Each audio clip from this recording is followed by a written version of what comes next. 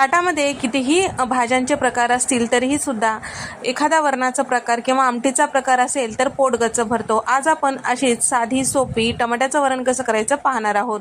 त्यासाठी इथे मी एका डब्यामध्ये तांदूळ घेतलेला आहे आणि त्याचबरोबर पाऊण वाटी तुरीची डाळ, 4 चमचे मुगाची डाळ घेतलेली आहे. स्वच्छ दोन्ही धुवून घ्यायचं. त्यानंतर डाळीमध्ये आपल्याला 5 मध्यम आकाराचे टमॅटो चिरून टाकायचं आहे. दालचिनीचा तुकडा, मोठी वेलची, चक्री फूल आणि तेजपत्ता टाकून कुकरला 4 शिट्या काढून घ्यायचं आहे. इथे भात मस्त शिजला गेलेला आहे. आता यामधले खडे मसाले काढून टाकायचे आहे, छान घोटून घ्यायचं आहे. आता वरणाला फोडणी देण्यासाठी इथे मी कढईमध्ये 4 चमचे तेल टाकून घेतलेले आहे. अर्धा चमचा मोहरी, अर्धा चमचा जिरं आणि 1 मोठा चमचा आलं लसूण जाडसर कुटलेला आणि कढीपत्त्याची पानं, लाल सुक्या मिरच्या आणि 2 मध्यम आकाराचे कांदे बारीक चिरून घेतलेले यामध्ये टाकलेले आहे.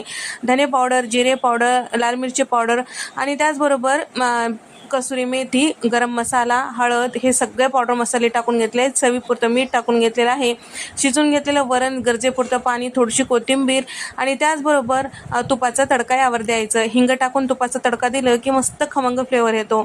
तर तुम्हाला हा